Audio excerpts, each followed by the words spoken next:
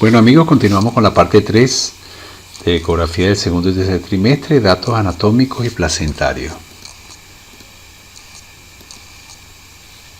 Dentro de los datos anatómicos hacemos el esbozo de un checklist que va desde el polo cefálico hasta los miembros, ¿verdad?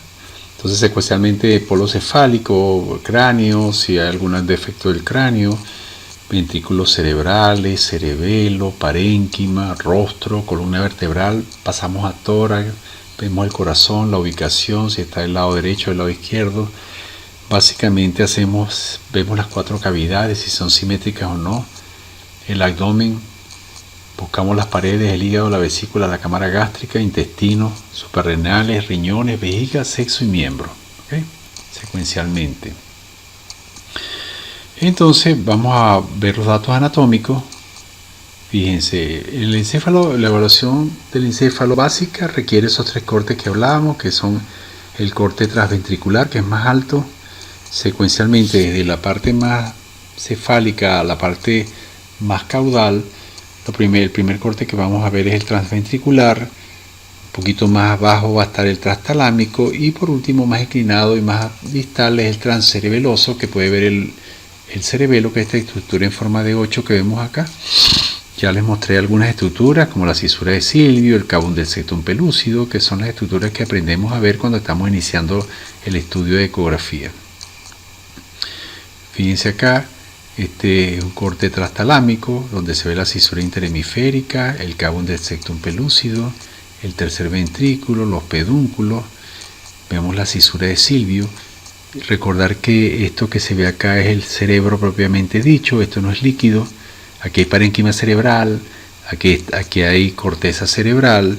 Lo que pasa es que se ve como si fuera líquido porque el cerebro tiene mucho líquido, pero realmente donde hay líquido es acá, en los ventrículos, dentro de esta estructura que ven acá donde se ve el plexo coroideo. Esto es parénquima, esto es tejido sólido. La cisura interhemisférica, el tercer ventrículo, los tálamos, como les decía yo, y este es el corte transtalámico, ¿verdad? Lo ven acá, el tálamo, como les decía.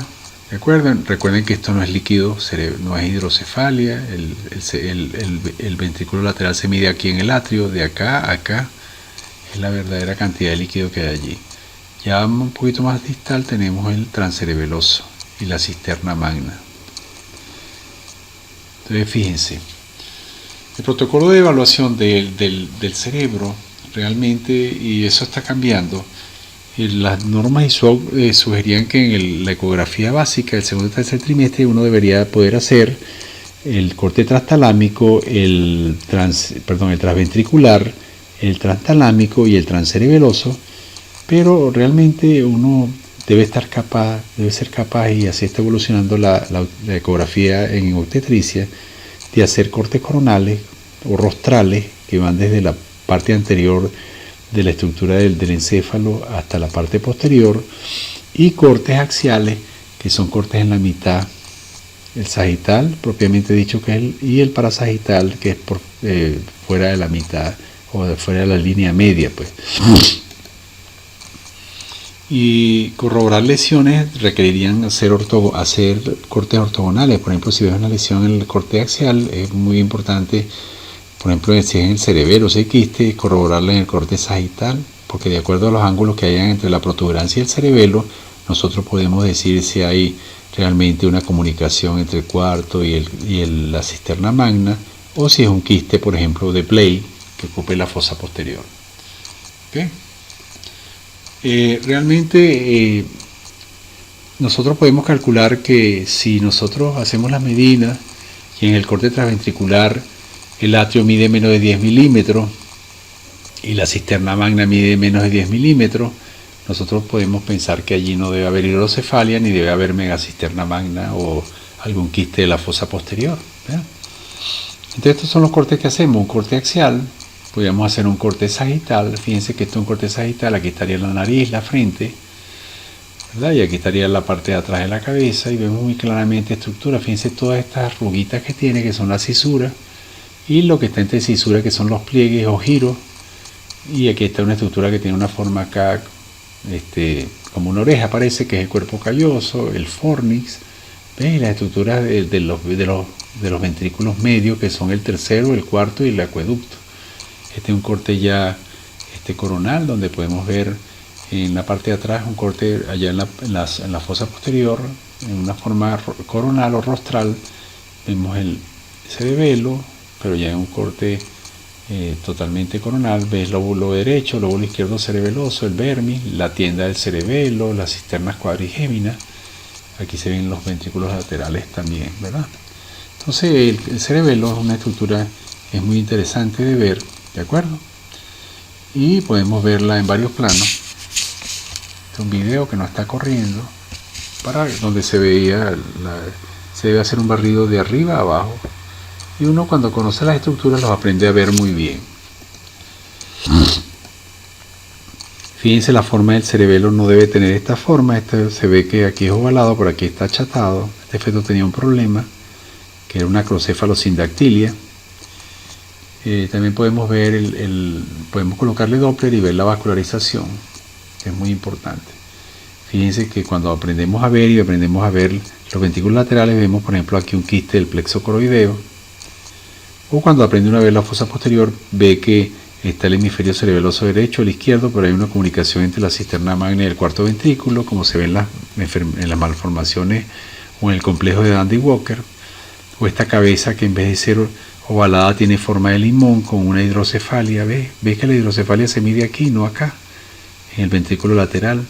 Esto medía 17 milímetros y la cabeza tiene forma de limón. Eso quiere decir que había un problema en la columna. Igualmente acá, aquí había un encefalocele y teníamos una ventriculomegalia propiamente dicha. Y aquí no había nada de cerebro, sino nada más había la línea media, el cerebro se había licuado y tenemos una hidranencefalia, como lo veremos en la clase de sistema nervioso central. Aquí el cerebelo, en vez de tener forma de 8 en la fosa posterior, tiene una forma como de cambur. Fíjense que acuérdense del signo del limón, el signo del cambur. ¿Ves? La forma del limón de la cabeza, en vez de ser ovalada con ventriculomegalia, este feto tenía una espina bífida abierta, un meningocele posterior. También podemos ver en la cabeza, en los casos que falta el cráneo, que es anencefalia, como vemos acá, que falta el cráneo, o a veces no está el cráneo, pero sí está el cerebro. El primer paso, cuando hay problemas que no se formó el cráneo, que el cerebro quede expuesto, pero se puede ver en un primer decambio, y luego llega a este estado que es la anencefalia completa. Pues primero tenemos exencefalia, después anencefalia, es una secuencia. Se llama secuencia exencefalia, anencefalia. Hipertelorismo podemos tener, o a veces hipotelorismo, si tienen los interorbitarios muy pegados. Incluso, fíjense, haciendo los diámetros interorbitarios pudimos ver un quiste del conducto lagrimal. Por eso les decía yo que medir es importante, porque ustedes pueden ver lesiones. Ahora, la evaluación del rostro fetal debe incluir un perfil y una corte de frente, ¿ok? Perfil, fíjense que debe estar alineado el maxilar superior con el inferior. Por ejemplo, aquí hay una mandíbula muy pequeña, una micronáctea. Y el corte rostral, donde ustedes puedan ver muy bien los dos fosas nasales, o sea, la narina. Vean el labio superior que está intacto, el labio inferior. Y puedan ver también algunas estructuras como los cristalinos, ¿entiendes?, en el rostro. Hay una serie de ángulos que se hacen, como lo vimos en la ecografía del primer trimestre, que nos permiten saber si hay un aumento de una micronáctea o si hay un aplanamiento del rostro que podría generar. Fíjense acá, en un perfil. En este perfil uno ve que el bebé está sacando como la lengüita, ¿verdad?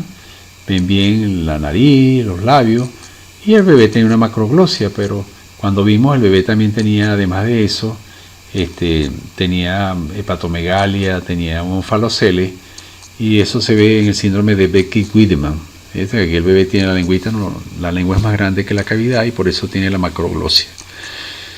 La columna se tiene que evaluar anatómicamente en sus tres cortes. Tienen que hacer un corte sagital y un corte, sobre todo lo más importante, el sagital y el transversal. En el transversal ustedes van a ver desde la piel, que debe estar intacta, todo esto es la piel, sobre la estructura ósea de la apófisis espinosa y las láminas, y tienen que ver la estructura de la vértebra. Ustedes pueden ir bajando con el transductor en esta forma, en forma transversal, y van viendo vértebra por vértebra, y cuando la ven en el corte longitudinal la ven en esta forma, pero cuando cortan en transversal van a ver el cuerpo, que es esto acá, y van a ver unas estructuras que están acá, que son los pedículos, las láminas y la apófisis espinosa, y la piel debe estar intacta. Ustedes deben ir bajando de manera de escalera y viendo que esa estructura no le falte un pedículo o no tenga ninguna forma anormal.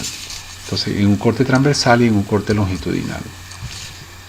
Ven acá, corte transversal, corte longitudinal. En el corte longitudinal, ¿qué estructuras vemos? Bueno, en el corte longitudinal vemos apófisis espinosa, apófisis transversa y cuerpo vertebral.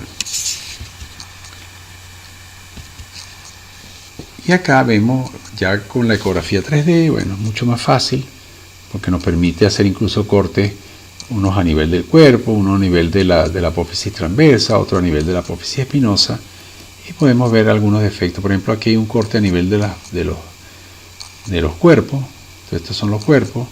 Otro a nivel de las apófisis transversas. Entonces vemos las apófisis transversas, o uno a nivel de los pedículos o de la apófisis espinosa, en donde se ven la lámina, y se ve también la apófisis espinosa, lámina y apófisis espinosa.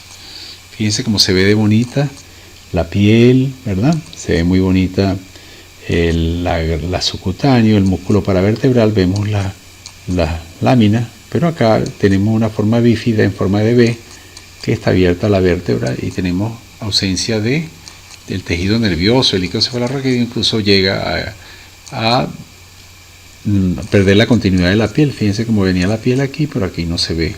Entonces aquí había una espina bífida abierta o un meningocele. ¿Lo ven? Y lo pueden ver también en el corte sagital. Entonces, bueno, uno lo que hace es buscar, identificar las estructuras que uno sabe dónde están, para poder uno determinar si hay alguna malformación en alguna parte del cuerpo. Esto es una vértebra que, en vez de tener, aquí venía la columna normal, pero aquí se abrió en dos partes. Esto se llama diastematomía. El día es que el cordón medular incluso puede estar dividido en dos cordones. Viene descendiendo un solo cordón y se bifurca en dos por un espolón óseo que hace una sectación del cordón medular. Aquí, cuando uno también evalúa, tiene que evaluar la columna, ver como veíamos allá, que se ve la columna dorsal, la lumbar y el sacro. Aquí había una genesia del sacro. ¿Ok? Muchas gracias. Aquí terminamos con la tercera parte y continuamos con la última.